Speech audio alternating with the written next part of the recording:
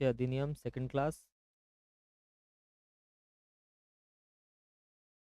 कल की क्लास में देखिए हमने जो टॉपिक सिर्फ इंट्रोडक्टरी पार्ट है, थोड़ा सा बोरिंग हो जाता है जब हम हिस्ट्री वगैरह उसकी पढ़ते हैं किसी चीज़ की। मतलब बिल्कुल बेसिक स्टार्ट कर रहे हैं। स्टार्टिंग ऐसे ही की जाती है, खास करके एविडेंस लॉ में डायरेक्टली मैं आपको टॉपिक्स के ऊपर नहीं लेके जा सकता। जब हम रेलेवेंसी ऑफ फैक्ट्स वाला टॉपिक स्टार्ट करेंगे तब से एविडेंस बहुत इंटरेस्टिंग हो जाएगा। उससे पहले एक बेस, आपको बेसिक चीज़ों के बारे में पता होना चाहिए। वो चीज़ें हम पढ़ रहे हैं। कल की क्लास में हमने जस्ट स्टार्ट किया था, इंट्रोडक्टरी पार्ट हमने पढ़ा। हमने ये पढ़ा कि जो एविडेंस लॉ है वो सिविल पे ही नहीं, क्रिमिनल पे भी एज वेल अप्लाई होता है, हमने पढ़ा। बट कुछ प्रोविजंस ऐसी है जो सिर्फ और सिर्फ सिविल पे अप्लाई हो रही है, लाइक एस्टॉपल। और कुछ प्रोविजंस ऐसी है जो सिर्फ और सिर्फ क्रिमिनल पे अप्लाई हो रही है, लाइक कन्फेशन। कल की क्लास में ही हमने ये चीज़ पढ़ी कि जो एविडेंस लॉ है ये लेक्स फॉरी होता है, यानी कि लॉ ऑफ फॉरम। जहाँ पे प्रोसीडिंग्स चल रही है उस जगह का लॉ जो है, उस जुरिस्डिक्शन का जो लॉ है उसको फॉलो किया जाएगा। कल की क्लास में हम पढ़ चुके हैं। फिर हमने पढ़ा कि कब ये केम इनटू फोर्स आया। इसकी एप्लीकेबिलिटी हमने बेयर एक्ट से पढ़ लिया था, थोड़ा सा डिटेल में आज लिखेंगे उसको। हमने डेफिनेशन वाला पार्ट पढ़ा था, उसमें से सबसे इम्पॉर्टेंट जो चीज़ है जिसको आप बिल्कुल भी इग्नोर नहीं कर सकते, हमने स्टार्ट किया। डेफिनेशन में से सिर्फ इतना ही पोर्शन हमने पढ़ा है अभी। फैक्ट्स क्या होते हैं हमने पढ़ा। फैक्ट्स क्या होते हैं? दो तरह के फैक्ट्स होते हैं, facts in issue, facts in issue.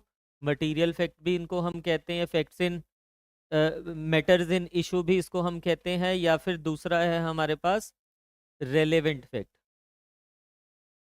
Relevant fact. और फैक्ट क्या होता है? दो तरह के होते हैं, फिजिकल एंड साइकोलॉजिकल। ये दो तरह के फैक्ट होते हैं, हमने ये पढ़ लिया था। फिजिकल का मतलब क्या था? जो सेंसेस से परसीव किए जा सकते हैं, जिसको हम सुन सकते हैं, जिसको हम स्मेल कर सकते हैं, देख सकते हैं, टच कर सकते हैं, वो सभी क्या हो जाएंगे? फिजिकल पार्ट हो जाएगा। और जो देखे नहीं जा सकते, यानी कि not in the form of tangible कह सकते हो in the sense, but otherwise भी वो क्या है? रेलेवेंट है। जैसे intention, good faith, negligence, knowledge, ये सब जो है वो भी यहाँ पे फैक्ट माना जाएगा। अब जब हम एविडेंस की बात करेंगे ना आगे चल के डिटेल में, इस टॉपिक को हम इतना डिटेल में अभी और डिटेल में जाएंगे इसको हम डिटेल में क्यों पढ़ रहे हैं या कल की क्लास में हमने क्यों पढ़ा? आपको याद होगा हमने 3 प्रिंसिपल्स लिखे थे पूरे एविडेंस लॉ के। सबसे पहला प्रिंसिपल हमने लिखा, जो मटीरियल जो एविडेंस है वो सिर्फ और सिर्फ मैटर इन फैक्ट का दिया जा सकता है, मैटर इन इशू का दिया जा सकता है, फैक्ट इन इशू या मैटर इन इशू का दिया जा सकता है, या फिर ऑब्लिक करके लिख ही लेना वहां पे, या फिर रेलेवेंट फैक्ट का दिया जा सकता है। तो जो हम एविडेंस की बात करेंगे आने वाली क्लासेस में, सिर्फ और सिर्फ वही एविडेंस यहाँ पे रेलेवेंट होने वाले हैं जो फैक्ट इन इशू होंगे या फिर जो रेलेवेंट फैक्ट होंगे। फैक्ट इन इशू क्या होता है? कल मैंने आपको थोड़ा सा बता दिया था, मटीरियल फैक्ट, यानी कि जिससे आप ये डिटरमाइन करोगे कि सामने वाले की गिल्ट बन रही है या नहीं बन रही है, या सामने वाले की क्या लाइबिलिटी बन रही है। एक पार्टी ने असर्ट किया, दूसरी पार्टी ने डिनाई किया, वो सब क्या है? वो फैक्ट इन इशू है। अगर आप सिविल लॉ की बात करोगे तो याद होगा हम उसमें इश्यूज फ्रेम करते हैं। इशू फ्रेमिंग का मतलब क्या होता है? एक पार्टी ने कहा कि मैंने कॉन्ट्रैक्ट किया था, इसने ब्रीच कर दिया। दूसरी पार्टी कह रही है कि हमारे बीच में कोई कॉन्ट्रैक्ट ही नहीं हुआ। तो whether there is any contract between A और बी, ये क्या है? मैटर इन इशू है, फैक्ट इन इशू है। तो ये fact in issue civil side पे हो गया। इसी तरह से क्रिमिनल साइड पे हमने पढ़ा कि बहुत सारे फैक्ट्स इन इशू होते हैं। क्या ए ने बी का मर्डर किया है? फैक्ट इन इशू हो गया, मैटर इन इशू हो गया। ये मटीरियल फैक्ट है। दूसरा होता है जो एविडेंशरी फैक्ट होता है, जो मटीरियल नहीं होता बट जो रेलेवेंट होता है। इस मैटर इन इशू को प्रूव करने के लिए, हमें ये रेलेवेंट फैक्ट्स को लाना पड़ता है कि क्या जो नाइफ यानी कि जो वेपन मिला वहां पे सीन ऑफ क्राइम पे, उस पे जो फिंगरप्रिंट है वो देखो ए के ही फिंगरप्रिंट है।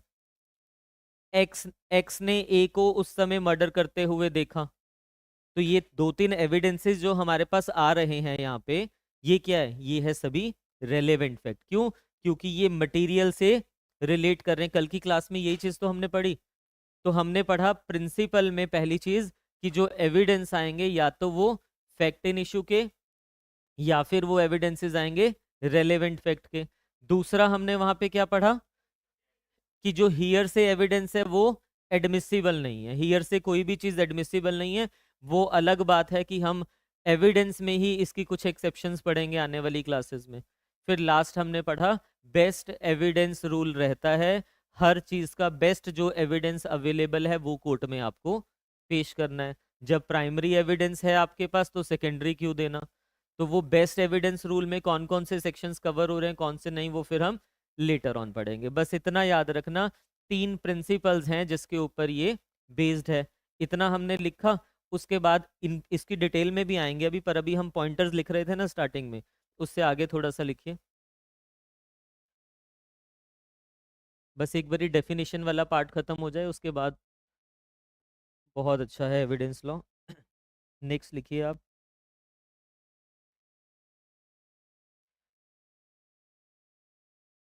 जहाँ लिखा था प्रिंसिपल उससे नेक्स्ट पॉइंट बना लेना, या इस तरह से हैशटैग सा बना लेना। इसमें लिखिए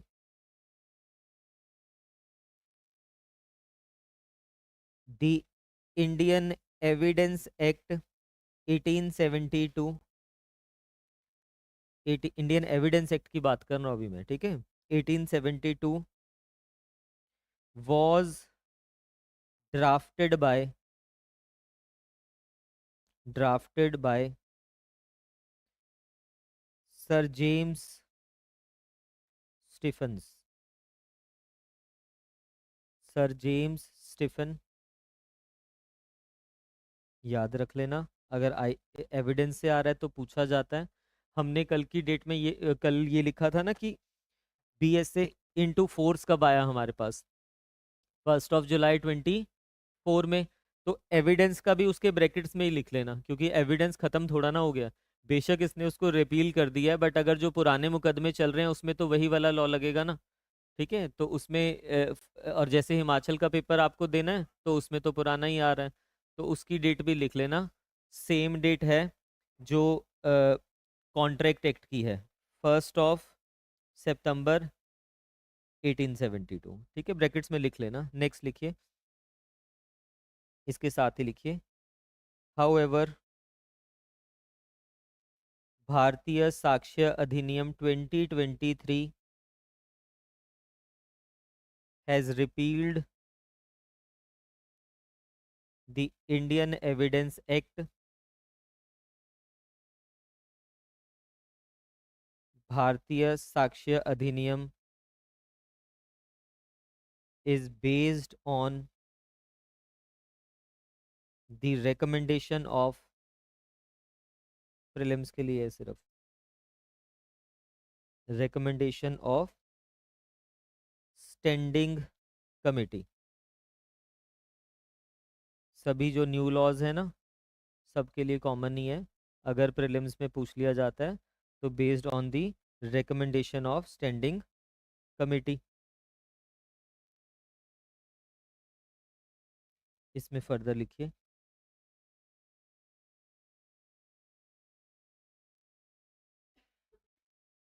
भारतीय साक्ष्य अधिनियम can be divided into 3 parts. हम इसको 3 पार्ट्स में डिवाइड कर सकते हैं। फर्स्ट लिखिए व्हाट फैक्ट्स मे और मे नॉट बी प्रूव्ड। पहला है व्हाट, यानी कि कौन से ऐसे फैक्ट्स हैं जो प्रूव किए जा सकते हैं या मे नॉट बी प्रूव्ड, नहीं प्रूव करने पड़ेंगे। इसमें लिखना ब्रैकेट्स में that is relevancy of facts,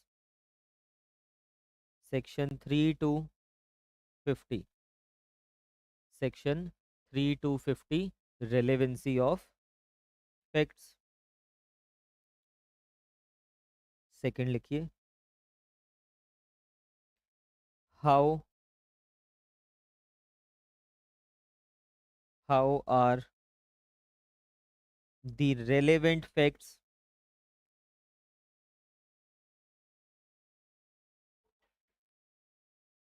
to be proved, how are the relevant facts to be proved, that is mode of proof, mode of proof, sections 51 to 103, ये भारतीय साक्ष्य अधिनियम के सेक्शंस हैं सारे। थर्ड लिखिए, bye whom,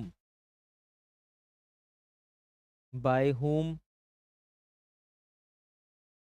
and in what manner must the evidence be produced, must the evidence be produced, section brackets में लिखना, that is production and effect of evidence, section 104 to 169। ये बेसिकली कुछ नहीं है, ये हेडिंग आपको दी हुई है बेयर एक्ट में, ये मैंने डिवाइड नहीं किया, लेजिस्लेचर ने इसको डिवाइड किया हुआ है तीन कैटेगरीज में। पहली जो कैटेगरी है वो ये है हमारे पास कि व्हाट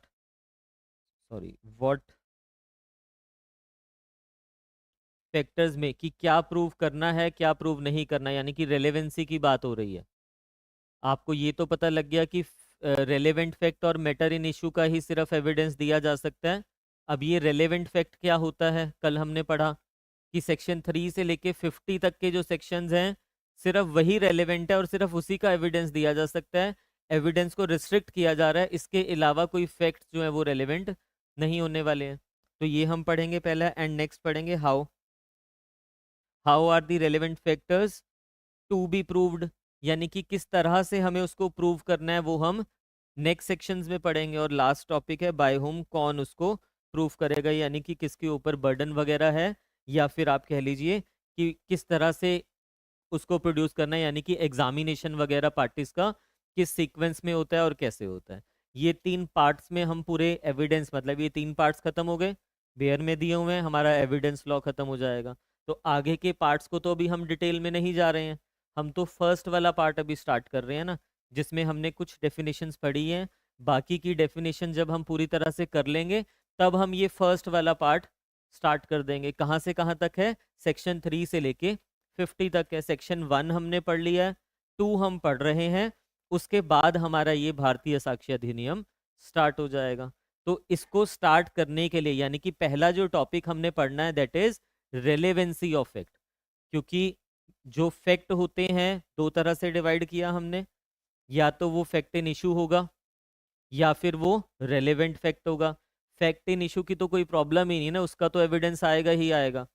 बट जो रेलेवेंट फैक्ट है वो रेलेवेंट है या नहीं है, क्या उसका एविडेंस आना चाहिए या नहीं आना चाहिए, वो हमें इन सेक्शंस में पता चलेगा। क्योंकि ध्यान से सुनना, जो रेलेवेंसी होती है वो 2 तरह की होती है।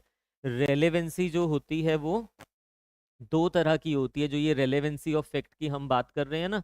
एक होती है लीगल रेलेवेंसी, लीगल रेलेवेंसी, एक होती है हमारे पास लॉजिकल रेलेवेंसी। अब ये लीगल रेलेवेंसी मैंने यहाँ पे लिखा है, लॉजिकल को मैंने अलग से लिख दिया। इसका मतलब ये हुआ कि ऑब्वियसली बात है ना, लीगल मतलब ये जो सेक्शन 3 से 50 में हमें दे दिया वो लीगली रेलेवेंट है, बिकॉज स्टेच्यूट प्रोवाइड कर रहा है उस चीज के लिए। स्टेच्यूट में बोला है कि जो सेक्शन 3 से लेके 50 तक जितनी भी चीजें दी हुई है ये हमेशा रेलेवेंट फैक्ट माना जाएगा और ये लीगली क्या रहेगा, रेलेवेंट रहेगा।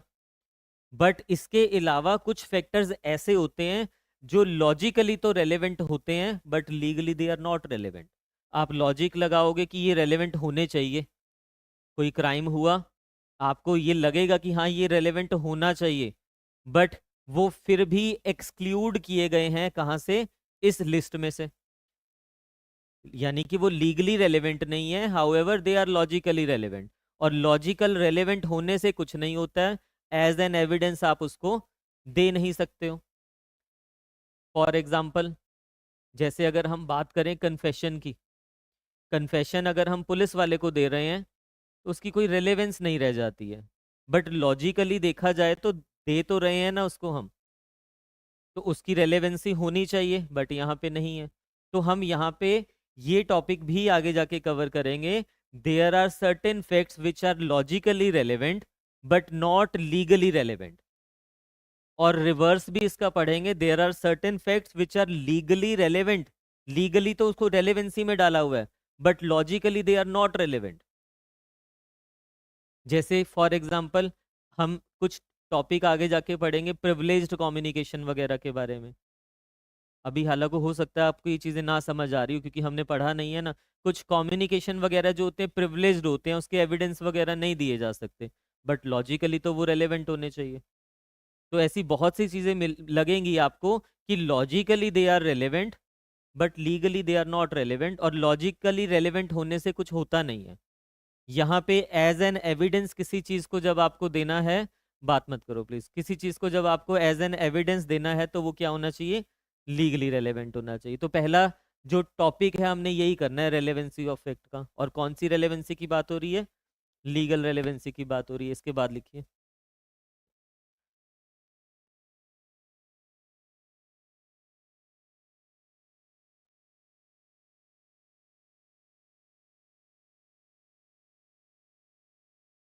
इसमें लिखिए,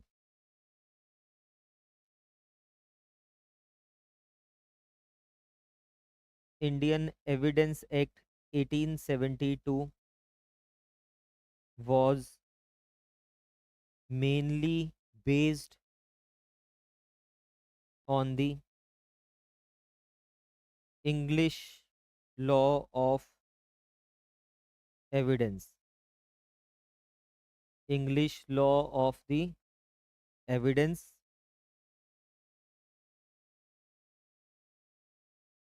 However,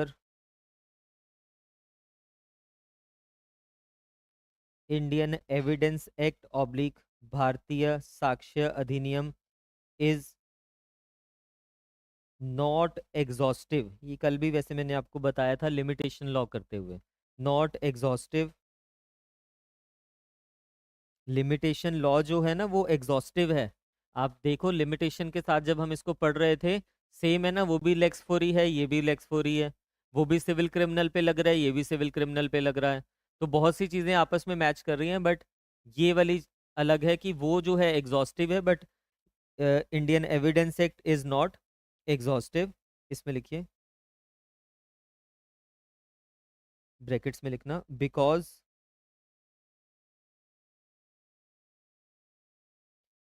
it does not purport to contain all the rules of evidence, all the rules of evidence। Next लिखना, ये प्रीलिम्स के लिए छोटे छोटे पॉइंटर्स हैं, ठीक है। Evidence excluded, evidence excluded by the भारतीय साक्ष्य अधिनियम is inadmissible, inadmissible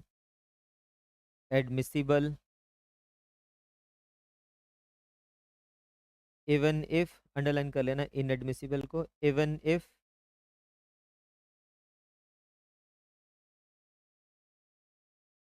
even if it seems essential for ascertainment of truth। भले ही वो लग रहा है कि बहुत असेंशियल है ट्रुथ को एसरटेन करने के लिए, फिर भी वो क्या रहने वाला है, इनएडमिसिबल रहने वाला है, क्योंकि एविडेंस लॉ में जब उसको रेलेवेंट नहीं बनाया या नहीं प्रोवाइडेड है बाय दी एविडेंस लॉ, उसका एविडेंस नहीं आ सकता। पूरे एविडेंस लॉ में से मैं आपको रियलिटी बता रहा हूँ, पूरे पूरे एविडेंस लॉ में से सबसे जो इम्पोर्टेंट पार्ट है वो है रेलेवेंसी वाला चैप्टर, और सबसे थोड़ा सा टेक्निकल पार्ट भी कौन सा है, रेलेवेंसी वाला। उसके बाद तो वन गो में आप सब समझ जाओगे। तो रेलेवेंसी वाला जो फर्स्ट टॉपिक हम कर रहे हैं, इसको बहुत अच्छे से करना पड़ेगा। नेक्स्ट लिखिए। फैक्ट।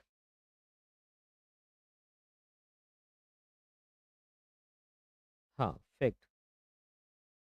अब हम डेफिनेशन वाला पार्ट कर रहे हैं। कल हमने स्टार्ट किया था यहाँ से,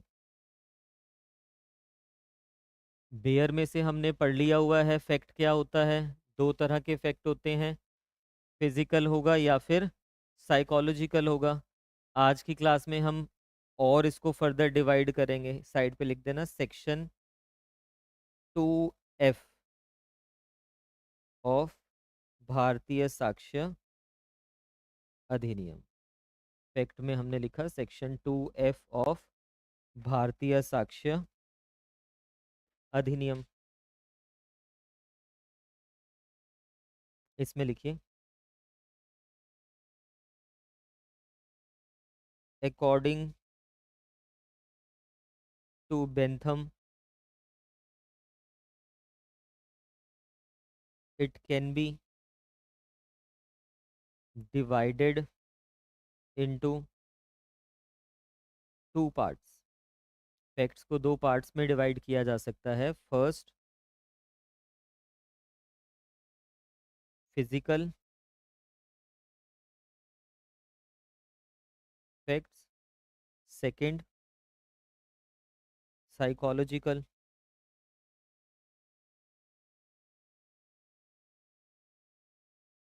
facts. Physical facts and psychological facts. इसमें लिखिए physical facts.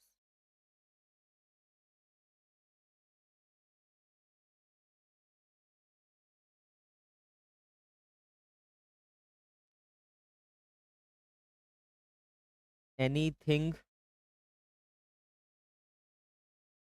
Comma state of things और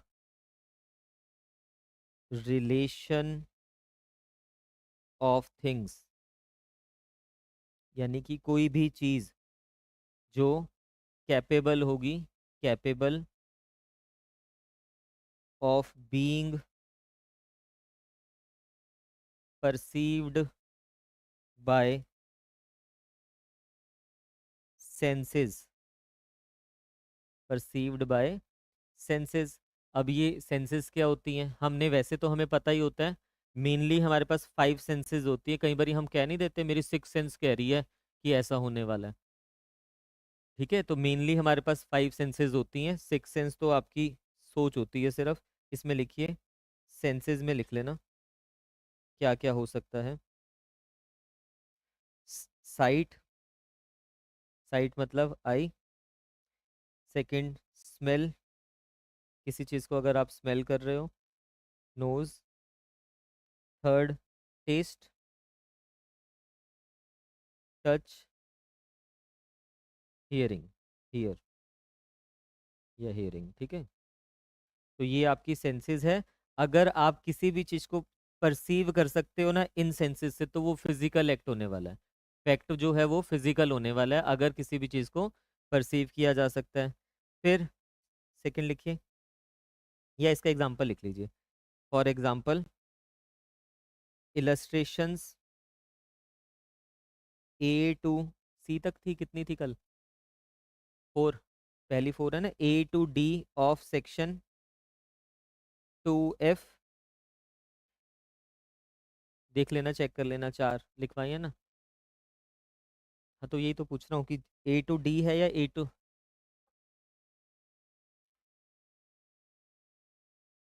हमारे पास है। हाँ, पहली 3 है, 1 to 3 है, A नहीं है। यहाँ पे लिखना A to C,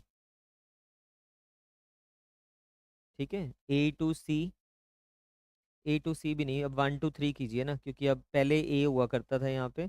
अभी लिख लीजिए इसको, illustration 1 2 3 of section 2F are examples of physical fact। Second लिखिए,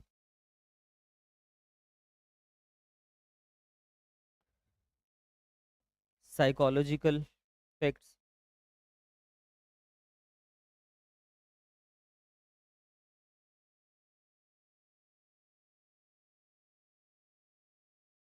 इसमें लिखना, any mental condition of which any person is conscious।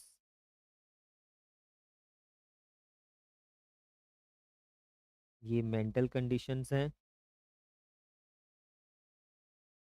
ये होते हैं इंटरनल फैक्ट्स, ठीक है, इंटरनल फैक्ट्स भी कहते हैं इसको, और इसको क्या कहते हैं, external.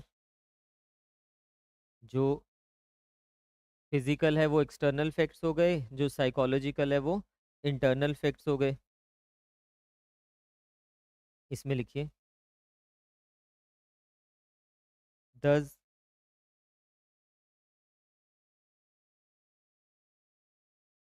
law has not merely covered things physically, things physically, but also with things which are so hidden, which are so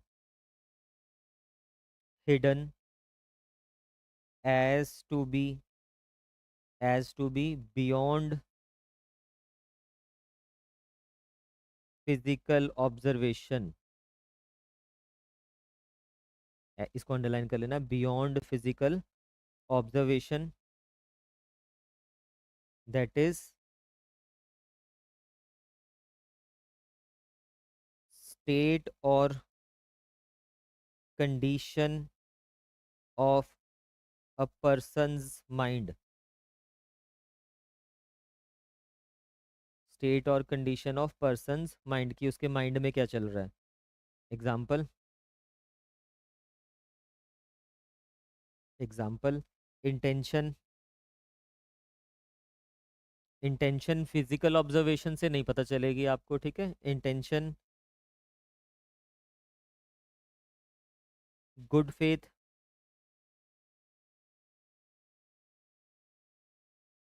negligence, etcetera.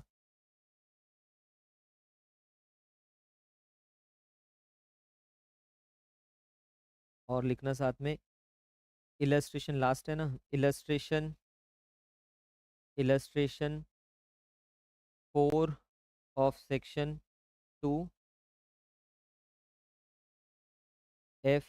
भारतीय साक्ष्य अधिनियम। एक और एग्जांपल लिखना, that a man has a certain reputation. अब किसी की क्या reputation है वो दिखती थोड़ा ना, वो तो सिर्फ आप फील कर सकते हो, और किसी की नज़रों में क्या होगी, किसी की नज़रों में क्या होगी, ये सभी फैक्ट हैं। और ये कौन से फैक्ट हैं, साइकोलॉजिकल फैक्ट्स हैं, ठीक है। इसमें लिखिए further,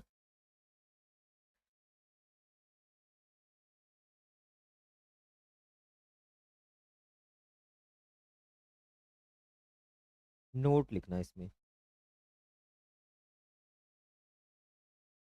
the psychological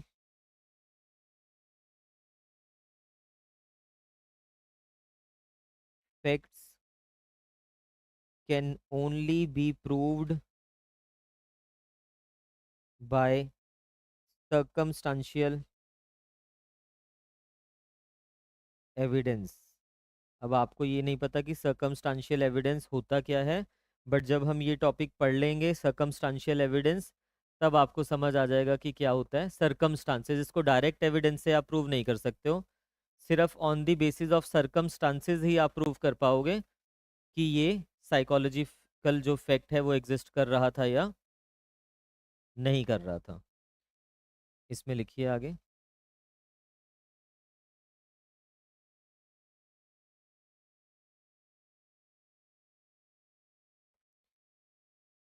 facts can also be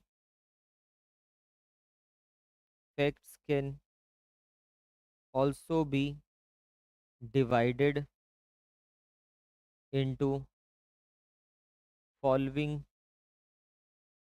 three categories। हमने ऊपर टू कैटेगरीज में उसको डिवाइड किया, इस तरह से भी इसकी डिवीजन हो सकती है। Facts facts need not, sorry, need to be proved. Facts need not be proved. And last, facts conclusive proof.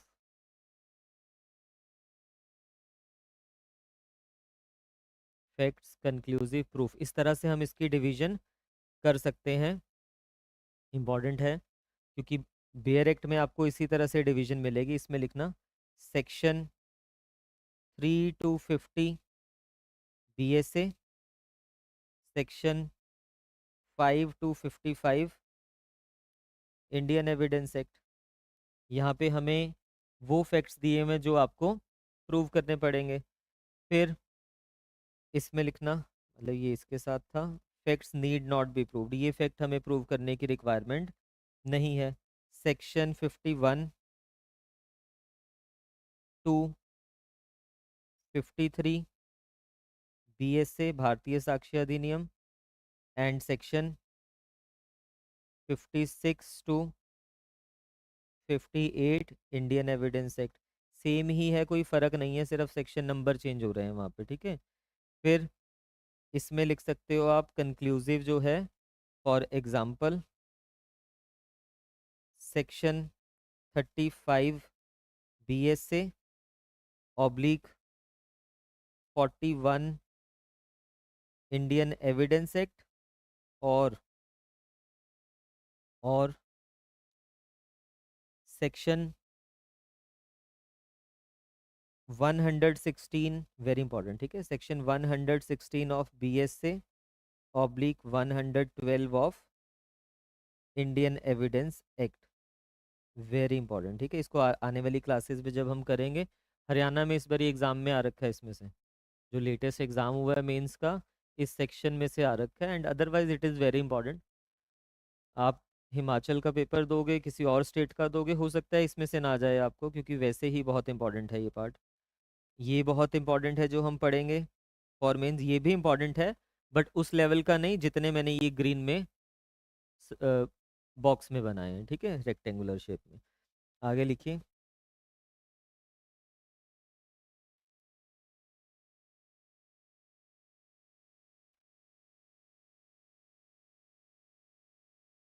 Facts, now this is again जो अब लिखवा रहा हूँ, this is very important. Facts can also be divided into following two kinds या categories. ये दो तरह से हम फैक्ट को डिवाइड कर सकते हैं। फर्स्ट, फर्स्ट लिखिए इसमें, फैक्टम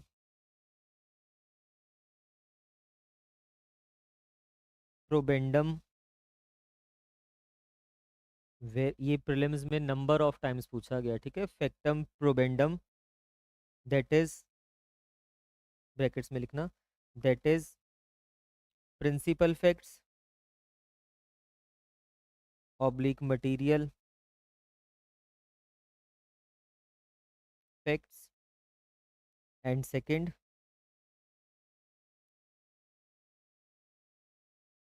फैक्टम probans, that is evidentiary facts. Evidentiary facts, अगर हम अभी तक की बात करें तो फैक्टम प्रोबेंडम का मतलब हुआ फैक्ट्स इन इशू। हमने पढ़ा ना स्टार्टिंग में, फैक्ट्स को टू पार्ट्स में डिवाइड किया था, फैक्ट्स इन इशू और दूसरा रेलेवेंट फैक्ट्स। तो ये क्या हुआ, ये हुआ रेलेवेंट फैक्ट्स। रेलेवेंट फैक्ट्स या फिर फैक्टम प्रोबेंस वो होते हैं जो एविडेंशरी फैक्ट्स होते हैं, यानी कि आपको प्रूव करने के लिए वो एविडेंस में यूज होंगे, रेलेवेंट हैं वो, जो लीगली रेलेवेंट है। और जो ऊपर बात कर रहे हैं हम इसकी, ये कौन सा हुआ, ये फैक्ट इन इशू हुआ, यानी कि मटेरियल फैक्ट है, ये अपने आप में ही इशू है। ठीक है, तो इनके प्रीलिम्स के लिए याद रख लेना कि फैक्ट इन इशू को या मटेरियल फैक्ट को कहते हैं फैक्टम प्रोबेंडम, और फैक्टम प्रोबेंस कहते हैं रेलेवेंट फैक्ट को। साइड पे लिख लेना, very important for prelims.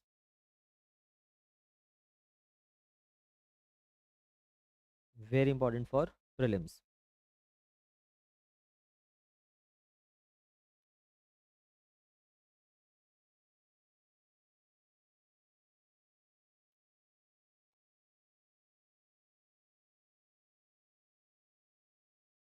Next लिखिए, facts can also be divided into following two parts या kinds। इस तरह से भी इसको डिवाइड किया जा सकता है। First, positive facts,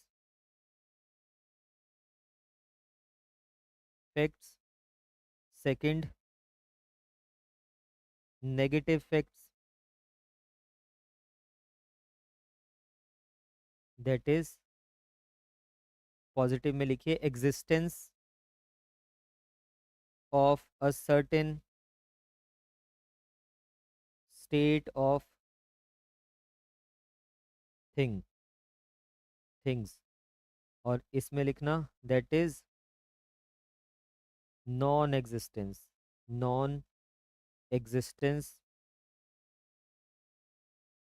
of it या certain things, state of things, of certain state of things. तो अगर कोई चीज़ एग्जिस्ट कर रही है वो पॉजिटिव वे में कह रहे हो आप, अगर नहीं कर रही है तो वो नेगेटिव वे में कह रहे हो। तो इन तरह से हम फैक्ट्स को डिवाइड कर सकते हैं, एक ही चीज़ है वो। फैक्ट्स का जो मेजर डिवीजन हम कर रहे हैं, देखो एक ही चीज़ को बार बार घुमा फिरा के वो कह रहे हैं हम, कभी on the basis of nature हम उसको डिवाइड कर रहे हैं, या on the basis of evidentiary value हम उसको डिवाइड कर रहे हैं, बट है तो वो फैक्ट ही है ना। फैक्ट दो तरह के होते हैं, साइकोलॉजिकल या फिर फिजिकल। फैक्ट पॉजिटिव भी हो सकता है, फैक्ट नेगेटिव भी हो सकता है। फैक्ट को अदरवाइज अगर हम डिवाइड करते हैं तो उसको फैक्ट इन इशू भी कह सकते हैं, या रेलेवेंट फैक्ट भी कह सकते हैं, फैक्टम प्रोबेंडम या फिर प्रोबेंस भी कह सकते हैं। तो ये सारी एक ही चीज़ है, प्रीलिम्स में बहुत इंपॉर्टेंट है, मेंस में आपसे फैक्ट नहीं पूछा जाएगा। 5 नंबर में बाई चांस पूछ लिया जाए तो पूछ लिया जाए, otherwise not important for mains, but prelims के लिए इसको आप पढ़ के जाएंगे।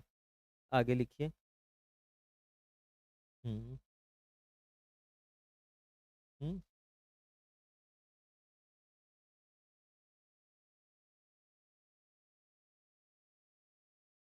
प्रिंसिपल फैक्ट, मटेरियल फैक्ट और फैक्ट इन इशू एक ही चीज़ है ना, जो मेन चीज़ आपको प्रूफ करनी है।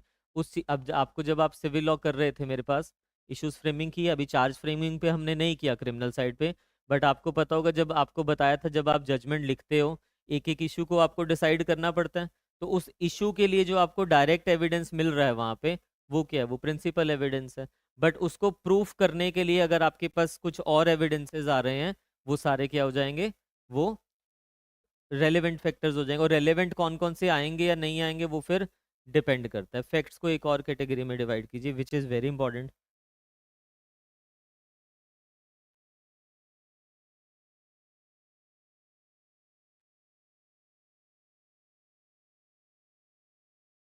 इसमें लिखना,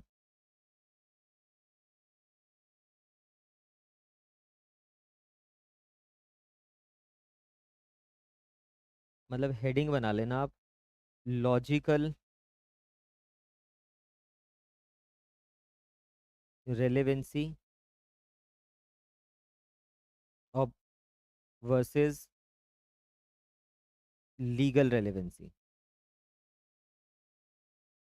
जो ये फैक्ट है इसमें अब हम ये पढ़ रहे हैं कब वो लॉजिकल रेलेवेंट होगा, कब वो लीगली रेलेवेंट होगा। लीगल रेलेवेंसी तो खैर बताने की भी जरूरत नहीं है। लीगल रेलेवेंसी आपको पता है, सेक्शन 3 से 50 भारतीय साक्ष्य अधिनियम। ये तो लीगल रेलेवेंसी हो गया। अब इसमें लिखिए, लॉजिकल का मतलब है जो आपको लग रहे हैं अदरवाइज रेलेवेंट होने चाहिए, बट अगर they are, if they are not legally relevant, फिर वो इनएडमिसिबल हो जाएंगे, उसका एविडेंस नहीं दे सकते हो। ये पेपर में एक बार आया हुआ है 5 मार्क्स में, ठीक है। इसमें लिखिए, थोड़ा डिटेल में लिखवा रहा हूँ ये वाला। Every fact which is logically relevant is also legally relevant under भारतीय साक्ष्य अधिनियम oblique Indian evidence act. Parliament has drafted a separate chapter relating to relevancy of facts,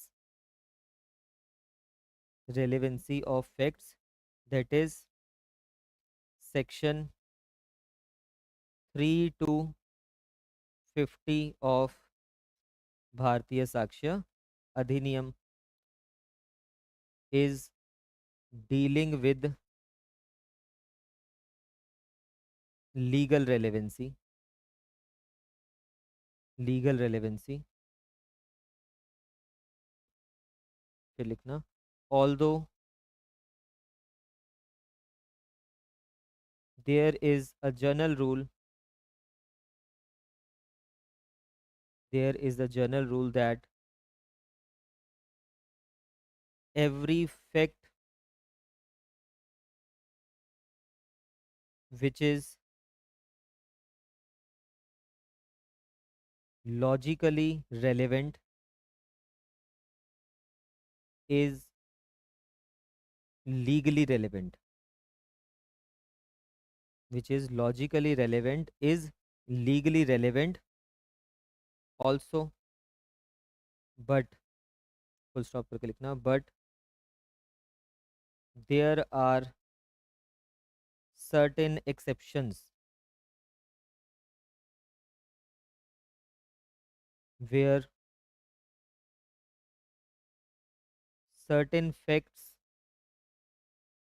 are logically relevant but not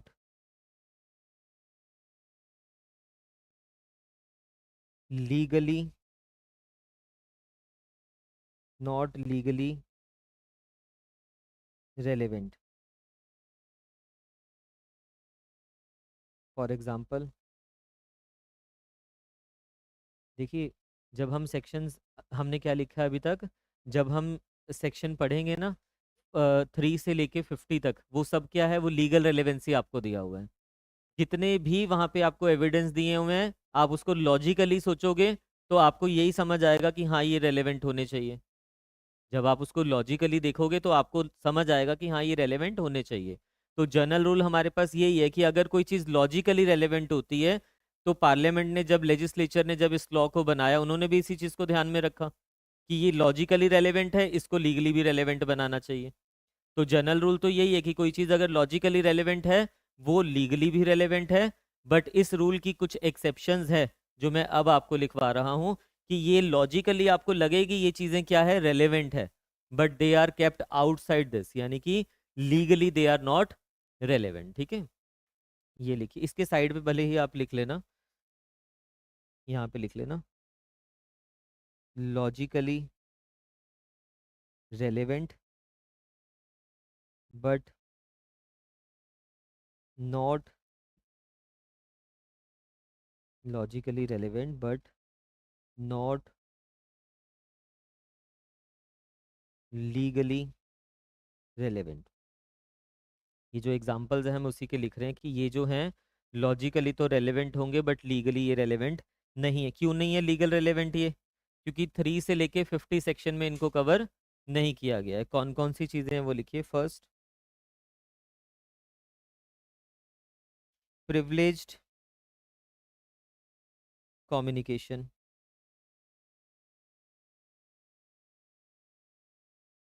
privileged communication आगे जाके हम पढ़ेंगे इसके बारे में detail में। जो प्रिविलेज्ड कम्युनिकेशन है उसको आउटसाइड द परव्यू रखा हुआ है, उसको रेलेवेंट नहीं बनाया गया। सेकंड लिखिए, हियर से evidence.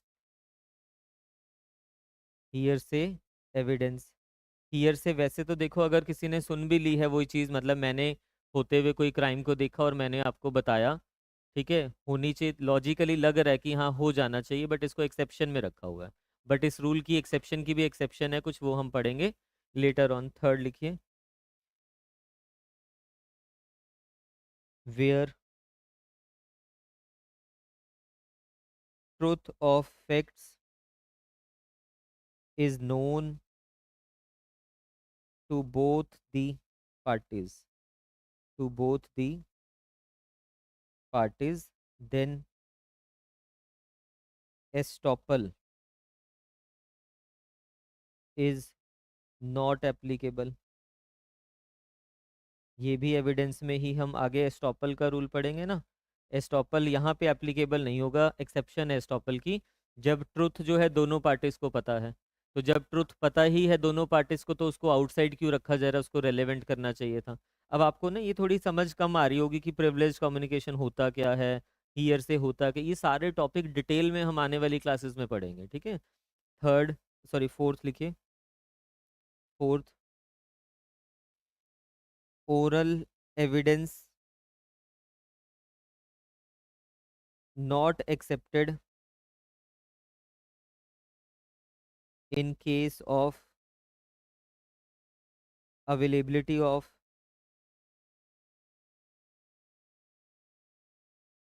documentary evidence।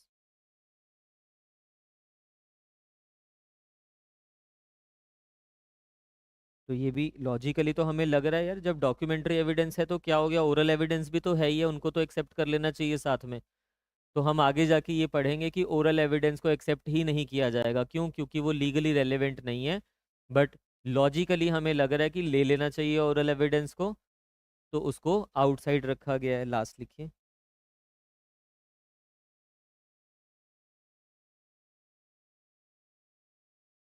Bad character, bad character is excluded.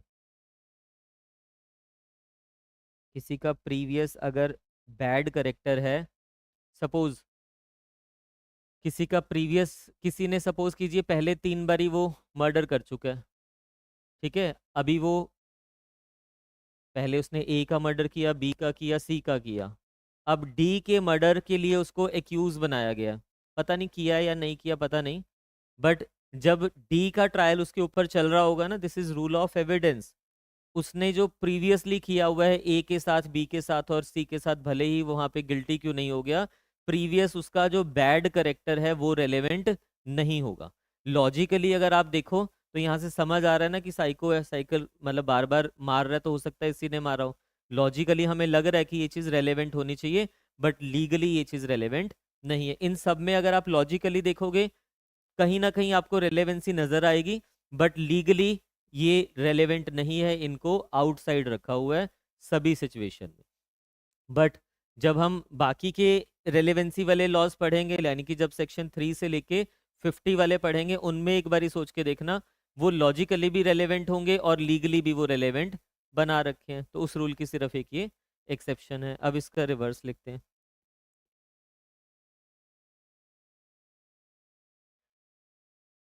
आगे मत जाओ, वो अलग चीज़ है। वो रेलेवेंट है, लॉजिकली भी रेलेवेंट है, वो लीगली भी रेलेवेंट है। ये लॉजिकली रेलेवेंट है बट इसको लीगली आउटसाइड रखा गया। समझ रहे हो? इसके अलावा जितने भी आप 3 से 50 तक पढ़ोगे ना, वो लॉजिकली सभी रेलेवेंट हैं और वो लीगली भी रेलेवेंट है। तो ये भी अगर हम कह रहे हैं गुड करेक्टर जब रेलेवेंट होता है तो बैड को क्यों आउटसाइड रख रहे हो? ये भी तो होना चाहिए ना। लॉजिक तो यही कह रहा है कि इसको रखना चाहिए आपको, बट इसको आउटसाइड रखा हुआ है उन्होंने, ठीक है। बट ये नहीं कि गलत किया हुआ है, इसके पीछे भी लॉजिक है बाहर रखने का। हम तो इन जर्नल पढ़ रहे हैं अभी कि लॉजिकली ये चीज़ें रेलेवेंट नज़र आ रही हैं, बट लीगली इनको एविडेंस लॉ में कोई जगह नहीं देगी रेलेवेंसी के लिए। ठीक है, क्यों नहीं देगी उसके पीछे लॉजिक है, वो पढ़ेंगे हम आने वाली क्लासेस में। अभी सिर्फ आप ये समझिए, जनरल रूल ये है कि जो एविडेंस लॉजिकली रेलेवेंट होता है वो सभी वो एविडेंस लीगली भी रेलेवेंट होता है। या हम कह सकते हैं जितने भी लीगली रेलेवेंट एविडेंस है, यानी कि 3 से 50 वाले, they all are logically relevant. Logically तो है ही है ना वो, बट इन दोनों रूल्स की कुछ एक्सेप्शंस है, जिसमें से पहली हमने लिखी है। ठीक है, ये हमने ये लिखा है अभी कि लॉजिकली तो रेलेवेंट लग रहे हैं बट लीगली ये रेलेवेंट नहीं है। अब इसका रिवर्स पढ़ेंगे कि लीगली रेलेवेंट बनाया हुआ है कुछ चीज़ों को, बट लॉजिक देखोगे तो कुछ है नहीं उसमें। ठीक है, इसमें लिखिए, इसी के साथ है ये।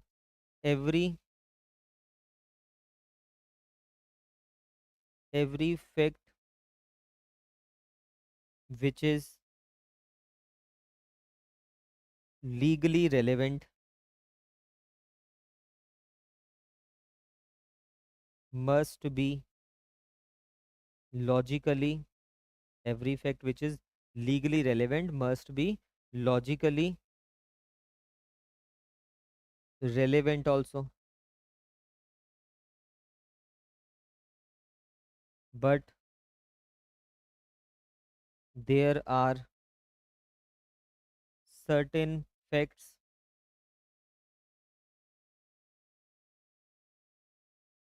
there are certain facts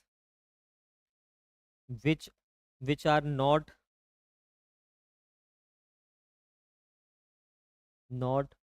logically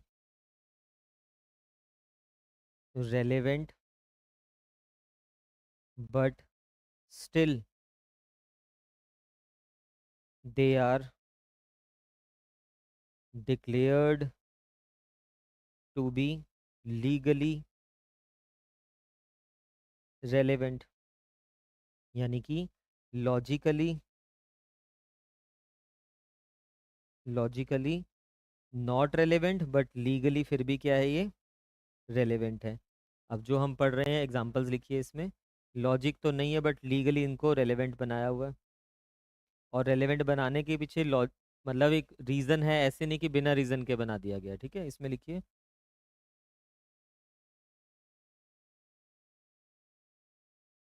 expert opinion. आगे चल के हम एक्सपर्ट ओपिनियन के, अब देखिए जो एक्सपर्ट है वो ना तो सीन ऑफ क्राइम में था, ना उसने कुछ देखा, तो फिर भी उसके एविडेंस को हम रेलेवेंट बना रहे हैं because of he has some specific skills. उस रीजन से बना रहे हैं, बट लॉजिकली अगर आप वैसे देखोगे वो तो थ्रू आउट द पिक्चर कहीं था ही नहीं ना, फिर भी उसकी ओपिनियन को क्या बनाया जा रहा है, रेलेवेंट। तो logically not relevant but legally it is relevant. Second लिखिए,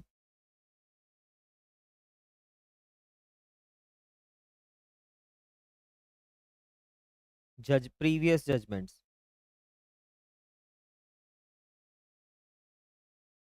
पुरानी जजमेंट का अब से तो कुछ लेना देना है नहीं, बट कुछ केसेस में उनकी रेलेवेंसी बताइए। पुराना क्या जजमेंट आया क्या नहीं उसका तो कुछ नहीं है ना, बट कुछ केसेस ऐसे होते हैं, जैसे फॉर एग्जांपल सिविल साइड पे जब आप जाओगे, रेस जुडिकाटा पढ़ते हैं हम, तो कैसे पता चलेगा कि प्रीवियसली ये डिसाइड है? जजमेंट वो एविडेंस ही तो देना पड़ेगा ना उस चीज़ का, हमने पढ़ा हुआ है सीपीसी करते हुए ये। तो यहाँ पे फिर जजमेंट क्या हो जाएगी, रेलेवेंट। लॉजिकली वो है या नहीं इस केस में उसका वैसे कुछ लेना देना नहीं है, बट उस चीज़ को प्रूफ करने के लिए तो जरूरत पड़ेगी, तो उस पॉइंट ऑफ व्यू से यहाँ पे इसको रेलेवेंट बनाया जा रहा है, लीगल रेलेवेंसी में जगह दी जा रही है। अदरवाइज लॉजिकली रेलेवेंट नहीं होना चाहिए था। लास्ट लिखिए।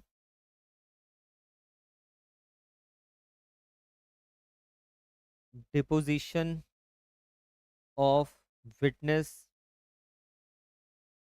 Witnesses in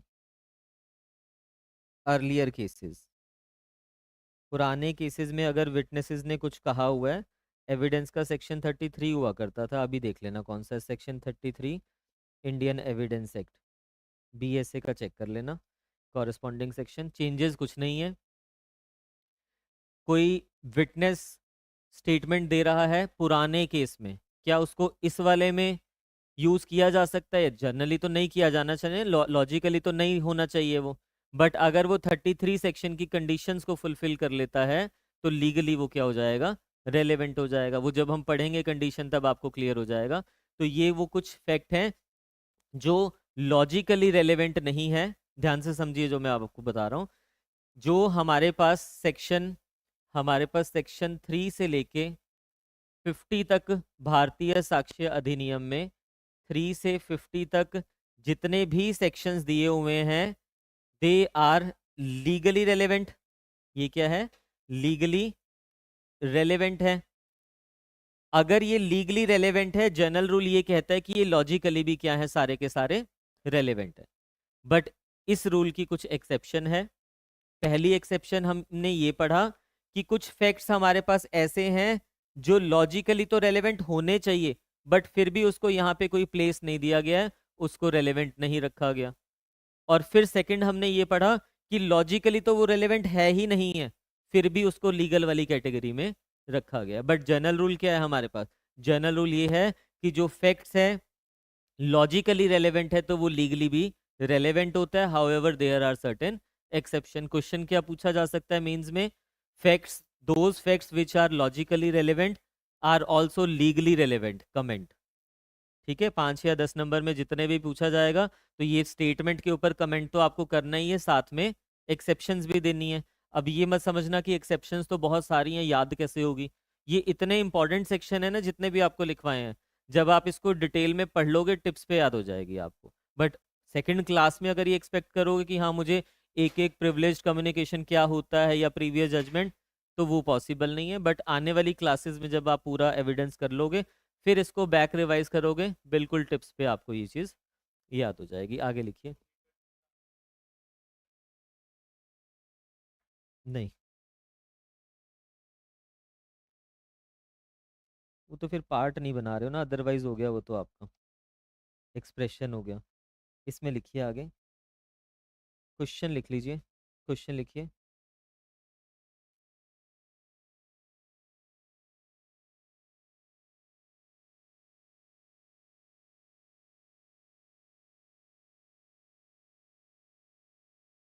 if a fact is logically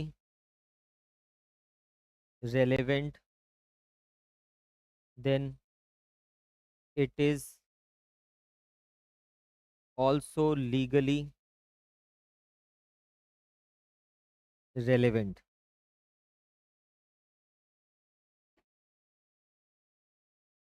and vice versa, मतलब इसका रिवर्स। Full stop, comment. जब इसको एक्सप्लेन करोगे तो पहले बताना कि लीगल रेलेवेंसी क्या होती है, फिर बताना लॉजिकल रेलेवेंसी क्या होती है। लॉजिकल रेलेवेंसी बेसिकली क्या है, ओपिनियन है, आपकी जनरल ओपिनियन की बात हो रही है। दोनों को एक एक लाइन में मीनिंग एक्सप्लेन करोगे, फिर उसको जैसे आपको लिखवाया वो सारा लिख दोगे डिटेल में, इनफ है, बाई चांस पूछ लिया जाए तो। नेक्स्ट लिखिए। अब ये नेक्स्ट टॉपिक हम यहाँ पे लिख रहे हैं, आपको याद होगा कल की क्लास में जब हमने बेयर एक्ट से स्टार्ट किया था ये टॉपिक, अभी हमने यहाँ से देखो फैक्ट के बारे में पढ़ लिया है। रेलेवेंट भी लिख दें थोड़ा सा इसके बारे में। फैक्ट इन इशू और रेलेवेंट के बारे में थोड़ा सा लिख लेते हैं, फिर क्लोज करते हैं इसको, ठीक है। अभी हमने सारा किस टॉपिक के ऊपर पढ़ा है? फैक्ट के ऊपर पढ़ा है कि फैक्ट क्या होता है क्या नहीं होता है। हालांकि जो ये वाला पार्ट हमने लिखा ना, लीगल रेलेवेंसी, उसमें रेलेवेंट कवर हो रहा है, बट अलग से भी इसका थोड़ा सा लिखवा देता हूँ आपको। फिर नेक्स्ट टॉपिक स्टार्ट करते हैं। इसमें लिखिए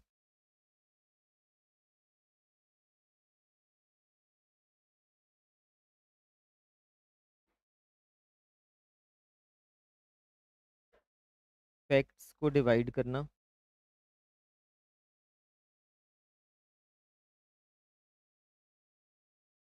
फैक्ट्स इन इशू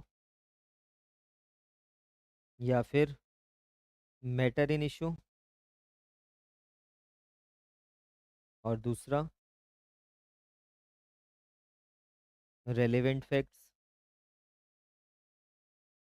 इसमें लिख लेना, ब्रैकेट्स में लिख देना इसके, फैक्टम प्रोबेंडम,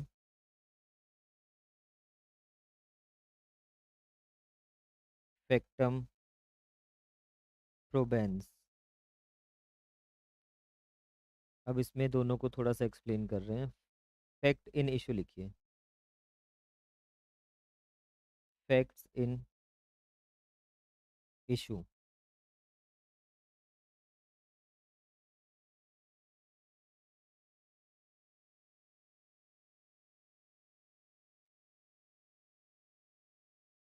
which determines the existence or non-existence, existence or non-existence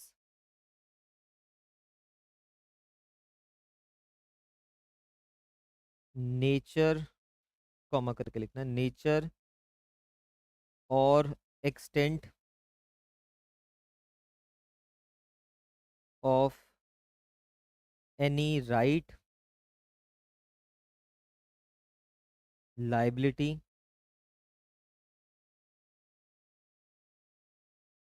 और disability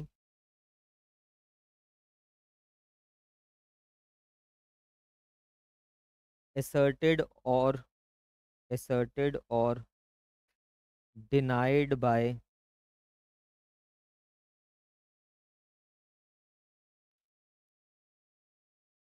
any party in any suit or proceedings।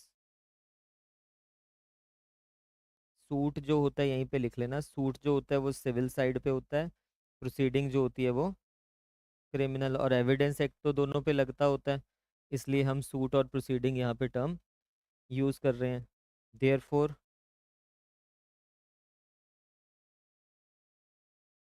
Facts in issue are those facts which are in dispute, which are in dispute,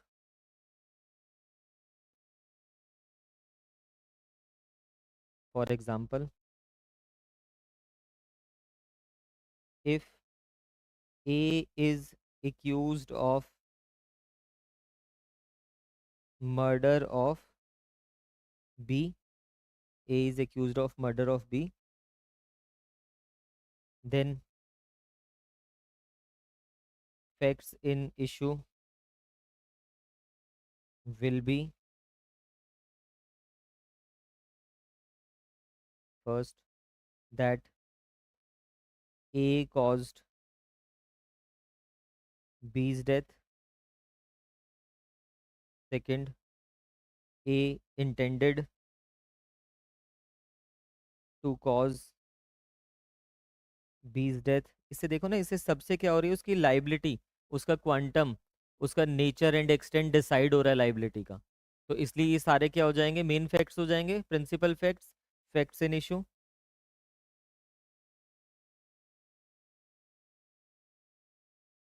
third लिख देना, that A had received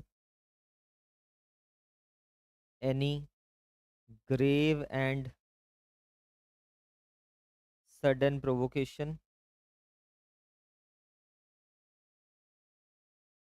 etcetera. हालांकि ये आपको bare में दिया हुआ है।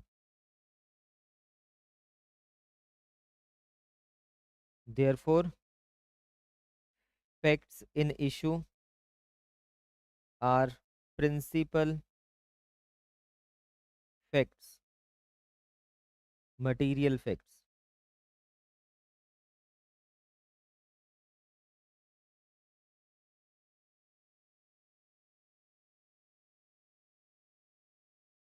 इसके बाद लिखना, in civil matters facts in issues is equal to issue framing, जो हमने इशू बनाए होते हैं। इन क्रिमिनल मैटर्स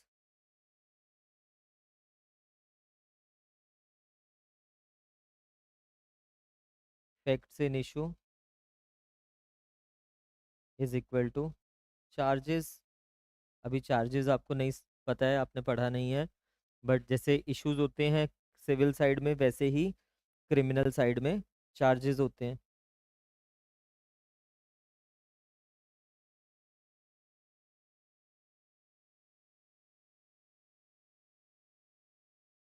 सेकंड लिखिए,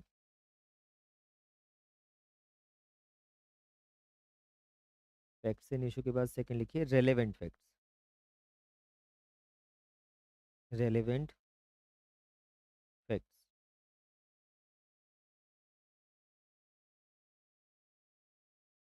one fact is said to be relevant to another। एक फैक्ट दूसरे के लिए रेलेवेंट तब होगा when the one is connected with the other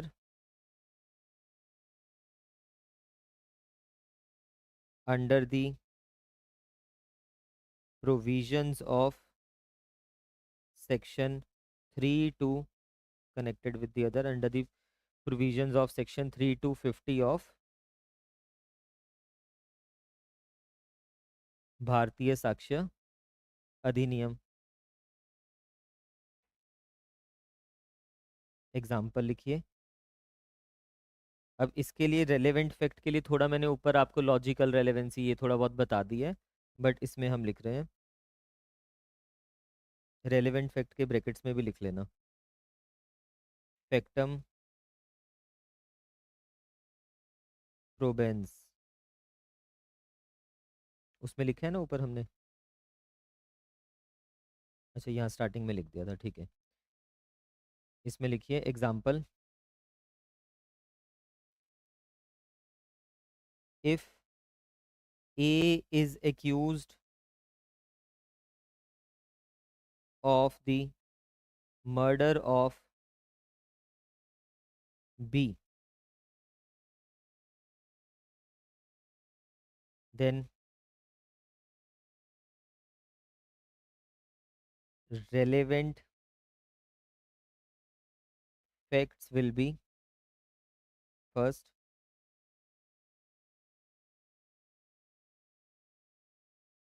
that A had motive to kill B, that A had opportunity to kill B,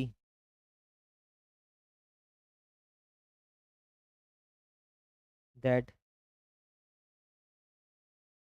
he had made preparations by buying a knife, etc. That fourth that after murder he was seen running with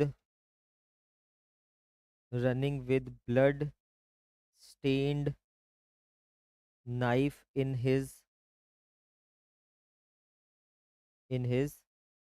hand.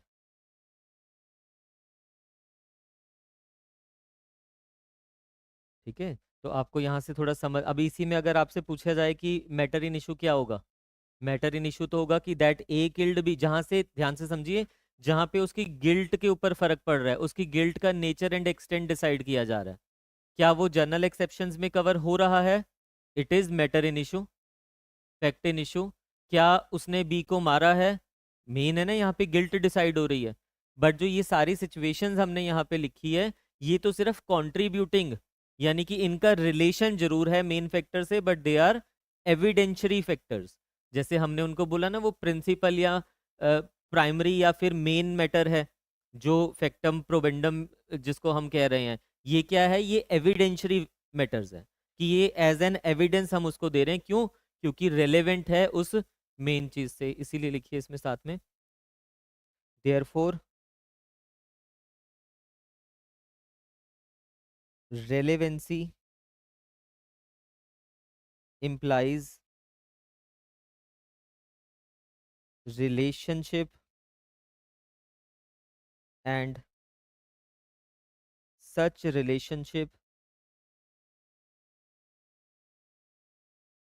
with the facts in issue, such relationship with the facts in issue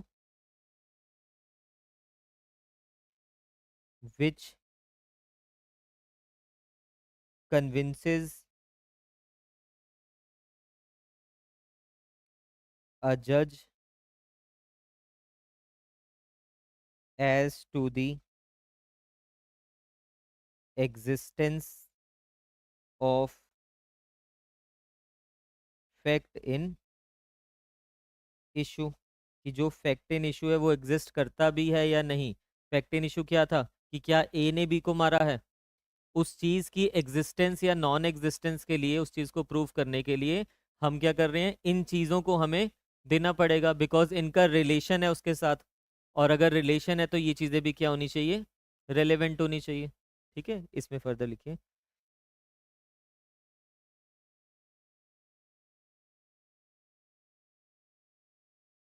therefore, इसी के साथ लिख लेना, therefore these are called evidentiary facts, evidentiary facts. Evidentiary facts क्यों कह रहे हैं, क्योंकि मैटर इन इशू को प्रूफ करने के लिए ये एज एन एविडेंस काम कर रहे हैं, ये रिलेटेड है, इसका रिलेशन है, हमने लिखा यहाँ पे देखिए, रेलेवेंसी का मतलब क्या हुआ, which implies relationship and such relationship with the facts in issue. हम कह रहे हैं रेलेवेंट का मतलब, वो रेलेवेंट भी तो इसीलिए बना रहे हैं ना, उसका रिलेशनशिप है किसके साथ है, फैक्ट इन इशू से वो रिलेट कर रहे हैं, और कौन से वाले रिलेट कर रहे हैं, सिर्फ और सिर्फ जो लीगली रिलेट कर रहे हैं, लॉजिकली रिलेट कर रहा है नहीं कर रहा फर्क नहीं पड़ेगा, सिर्फ लीगल रेलेवेंसी। अब एग्जाम में बाई चांस अगर आता है आपसे फैक्ट्स के बारे में पूछा जाए, तो मर्ज कर लेना, यानी कि अगर मैंने अलग से आपको लीगल और लॉजिकल रेलेवेंसी लिखवाया है, तो जब आपको रेलेवेंसी लिखना पड़ रहा है तो फिर आपको वो थोड़ा सा कंबाइन करना पड़ेगा। देख लेना क्वेश्चन की डिमांड क्या है।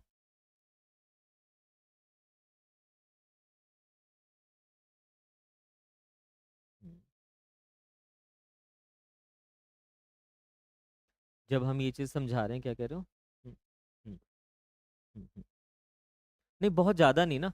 अब देखो उसने पूछा क्या हुआ है आपसे, अगर वो पूछ रहा है व्हाट इज फैक्ट, कि फैक्ट क्या होता है, बाई चांस अगर ये पूछ रहा है, तो फिर आपको ये तीनों चीजें समझानी पड़ेगी, तो डिवाइड कर लेना, 33% या 30%, 30%, 30% वो होना चाहिए आपका पोर्शन, यानी कि पहले फैक्ट समझाइए, और बाकी के 30% में फैक्ट इन इशू और रेलेवेंट एग्जाम्पल से समझा पाओगे। और जब कंक्लूड करोगे उसमें रेलेवेंसी वगैरह लॉजिकल कुछ भी लिखते रहो, 10 उससे ज़्यादा नहीं। जो मेन चीज़ पूछी हुई है मेन फोकस वहीं पे रहना चाहिए। हालांकि आप जो बाकी की चीज़ें भी लिख रहे हो वो रेलेवेंट तो है ही है ना, बट बहुत ज़्यादा मत उसको इंक्लूड करना, बाकी क्वेश्चन के ऊपर डिपेंड करता है क्या पूछा गया है। नेक्स्ट देखिए अब, तो हमने एक टॉपिक यहाँ से डेफिनेशन में से पूरी तरह से कंप्लीट कर लिया है। हमने फैक्ट पढ़ लिया डिटेल में 2F। हमने फैक्ट लिख भी लीजिए जो आपने अभी लिखा है ना, जहाँ पे फैक्ट इन इशू लिखा है 2G लिख लीजिए उसके आगे, क्योंकि पहले ये सेक्शंस नहीं हुआ करते थे। पहले आईपीसी अगर आप सॉरी एविडेंस एक्ट देखोगे ना, वहां पे सिर्फ सेक्शन 3 में दिया हुआ था सब कुछ, कोई सेक्शन नहीं था। तो अब सेक्शन वाइज डिवाइडेड है, तो जहाँ पे आपने फैक्ट इन इशू लिखा है 2G कर लेना, और जहाँ पे आपने रेलेवेंट लिखा है के कर लेना 2K, ठीक है, सिर्फ सेक्शन लिख लेना।